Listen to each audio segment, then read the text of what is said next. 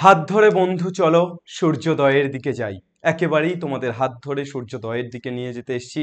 আজকে আমি বেসিক্যালি তোমাদের কোশ্চেন প্যাটার্ন নিয়ে আলোচনা রাখবো হচ্ছে তোমাদের ক্লাস 11-এর কোশ্চেন প্যাটার্ন কেমন হতে চলেছে এবং এক্স্যাক্টলি তোমরা নেগেটিভিটির মধ্যে রান না করে, ভয় না পেয়ে কিভাবে তোমরা পজিটিভিটির সাথে কোশ্চেনগুলোকে অ্যাটেন্ড করতে পারো, এক্স্যাক্টলি কি প্রসেস মেনটেন করে তোমরা এই কটা দিন তোমাদের নিজেদেরকে তৈরি করবে, সেই সব কিছু নিয়ে আলোচনা করব। এবং অ্যাট লাস্ট আমি আলোচনা করব তোমাদের বেশ কিছু চমক নিয়ে, অর্থাৎ আজকের ভিডিওর শেষে কিছু চমক থাকছে। এই পরীক্ষার মধ্যে তোমাদের আরো কিছু লাইভ হতে চলেছে যেগুলো তোমাদের জন্য অত্যন্ত প্রয়োজনীয়। Marathon live, obviously biology, chemistry এবং অবভিয়াসলি কম্পিউটার সায়েন্স, যে জায়গাগুলো তোমাদের হয়নি সেগুলো নিয়ে লাইভ আসছে, সেগুলো নিয়ে লাইভ ম্যারাথন আসছে, সেটা নিয়ে আলোচনা করব। এবং আলোচনা করব, তোমরা জানো বেশ কয়েকদিন ধরে একটা কন্ট্রোভার্সি হচ্ছে। তোমরা বারবার আমাকে জিজ্ঞেস করেছো, স্যার কন্ট্রোভার্সি কেন পরীক্ষার সময় করছেন? এক্স্যাক্টলি কন্ট্রোভার্সি নয়, কথাগুলো কেন বলছি, এক্স্যাক্টলি আমি কমিউনিটি পোস্টে যে কথাগুলো দিয়েছি সেগুলো কেন দিয়েছি সেটা নিয়েও আমি কথা বলবো। So let's start. চলে এসো, আমরা শুরু করছি আমাদের একেবারে শুরু থেকে। আমরা এই ভিডিওতে কি কি ডিসকাশন করব? আমরা ডিসকাশন করব কোশ্চেন স্ট্রাকচার নিয়ে, কোশ্চেন স্ট্যান্ডার্ডিটি নিয়ে, compare to previous year question pattern, অর্থাৎ প্রিভিয়াস ইয়ারের কোশ্চেন প্যাটার্নের সাথে কম্পেয়ার করব। মেন্টাল স্টেজ অফ স্টুডেন্ট কেমন হওয়া উচিত এই সময়ে সেটা নিয়ে কথা বলবো। What's the right process to attempt exam question attend করার রাইট প্রসেস কি হবে সেটা নিয়ে কথা বলবো।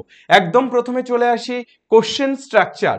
আমরা যে কোশ্চেন পেতে চলেছি ক্লাস 11 ফার্স্ট সেমিস্টার, তোমরা যে কোশ্চেন পেতে চলেছো সেই question structure MCQ type obviously, কিন্তু এমসিকিউ শুধু এমসিকিউ নয়, তার পাশাপাশি কিন্তু আরো বেশ কিছু ধরনের কোশ্চেন তোমাদের পরীক্ষাতে থাকছে। সেগুলো কি? Fill in the blanks, obviously তোমাদের শূন্যস্থান পূরণ, ম্যাচিং কলাম অর্থাৎ এ কলামের সাথে বি কলাম, এ স্তম্ভের সাথে বি স্তম্ভের ম্যাচিং, সেই ম্যাচিং কোশ্চেনগুলো কিন্তু তোমাদের থাকবে পরীক্ষাতে, এবং ট্রু অর ফলস, এই ট্রু ফলস থাকবে। এছাড়া অন্যান্য আরো বেশ কয়েক রকম ভাবে তোমাদের কোশ্চেন দিতে পারে, আবার নাও দিতে পারে।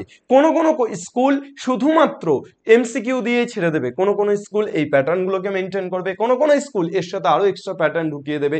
যেহেতু স্কুল প্রশ্ন করছে, তাই সংসদের যে এটা আছে, সংসদ যে ফরম্যাটটা দিয়েছে এক্স্যাক্টলি সেই ফরম্যাটেই যে কোশ্চেন হবে এমনটা একেবারেই বলা যায় না।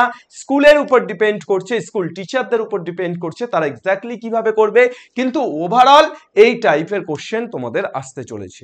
এইবার এই টাইপের কোশ্চেনগুলো কিভাবে প্রিপেয়ার হবে, কিভাবে এই টাইপের কোশ্চেনগুলো অ্যাটেন্ড করতে পারবে সেটা নিয়ে আমরা কথা বলবো। সো আমরা পরপর আসছি। প্রথমে আসি কোশ্চেন স্ট্যান্ডার্ডিটি। তোমরা অনেকেই ভাবতে পারো, স্যার এমসিকিউ টাইপ কোশ্চেন হচ্ছে, তো স্যার শূন্যস্থান পূরণ কোশ্চেন হচ্ছে, স্যার তাহলে কোশ্চেন মনে হচ্ছে খুব টাফ হবে, তাই না স্যার? তেমনটা ভাবার কিছুই দরকার নেই।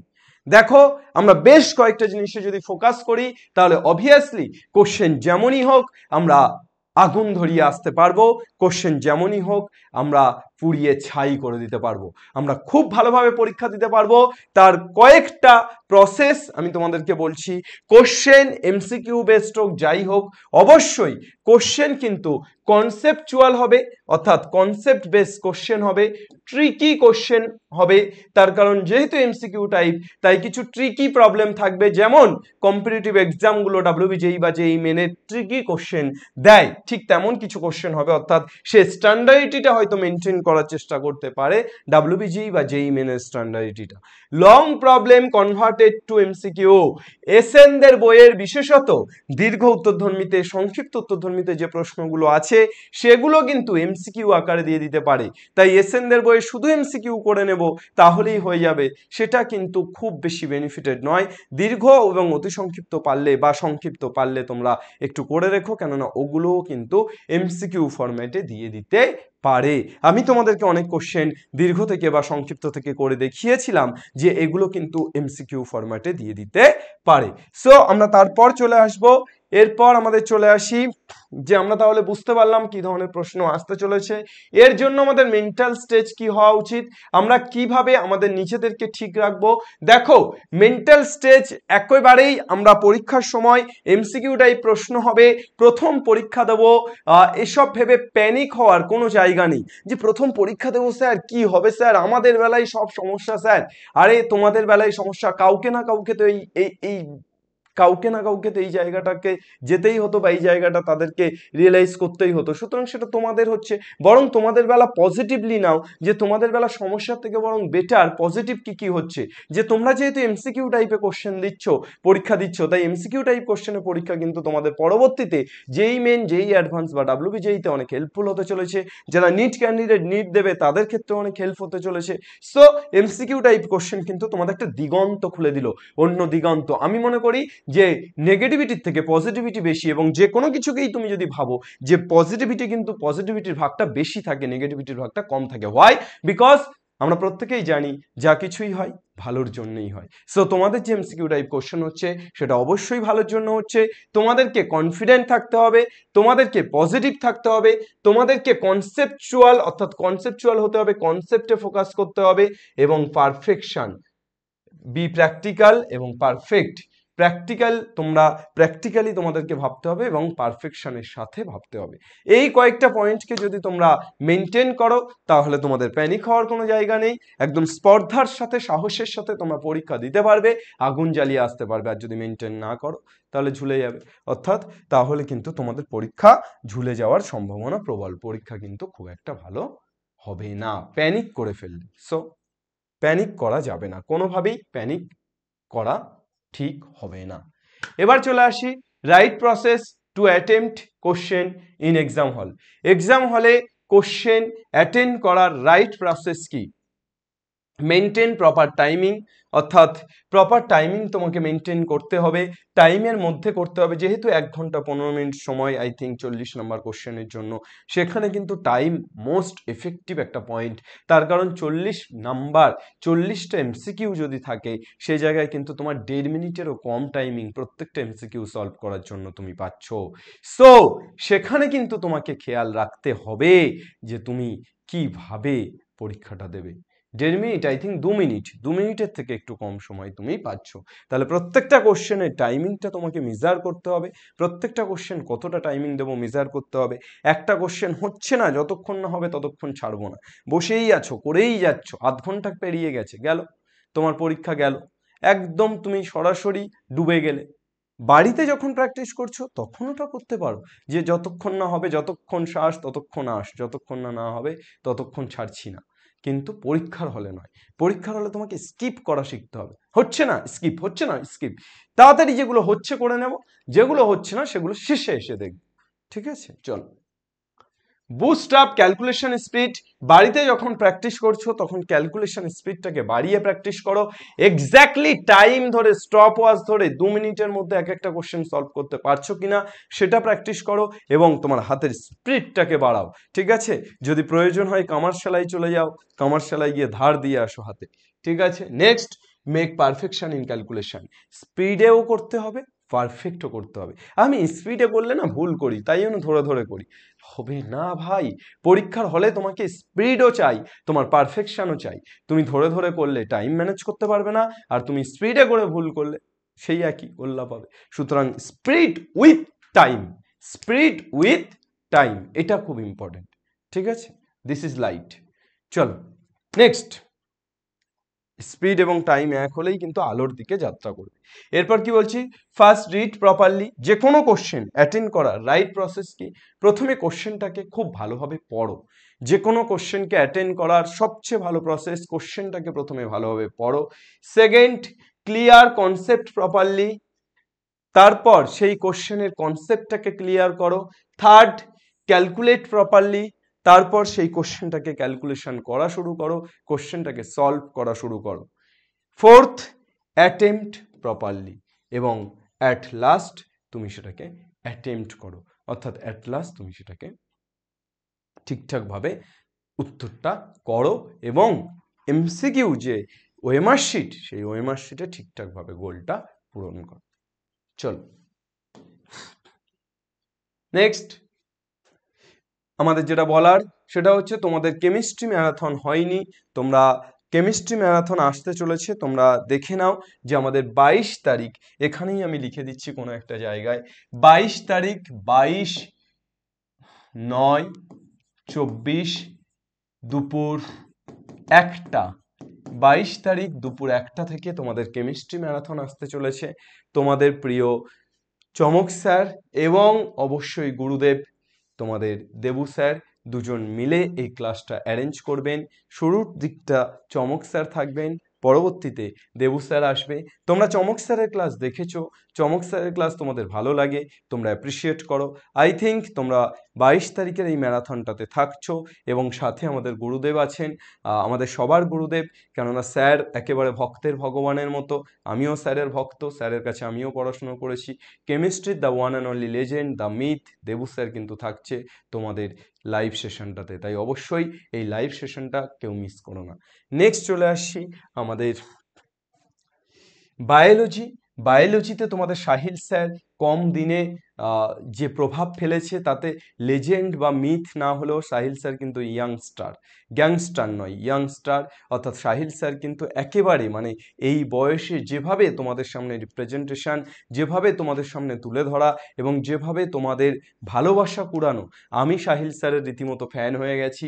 স্যার যেভাবে, আমি বেশিরভাগ দিনই স্যার ক্লাস নিলে আমি সামনে বসে থাকি, কাজ করি, তো স্যারের ক্লাস দেখে আমি মুগ্ধতার সাথে তাকিয়ে থাকি এবং অবভিয়াসলি কিছু কিছু সময় হয় কানের হেডফোন খুলে দিয়ে গান শুনছিলাম, হয়তো সেই হেডফোনটা খুলে দিয়ে স্যারের পড়া শুনি না। Biology is not my cup of T, but তবুও বায়োলজি পড়াটা সাহিল স্যারের কাছ থেকে শুনতে ভালো লাগে। তো স্যার কিন্তু 16 তারিখ অর্থাৎ সোমবার, 16/9/24 সোমবার স্যারের হাফ শেষ হয়েছে এবং বাকি হাফ নিয়ে ঠিক দুপুর 1টার সময়, সোমবার দুপুর 1টার সময়। 16 তারিখ কেন, হোয়াই 16 তারিখ?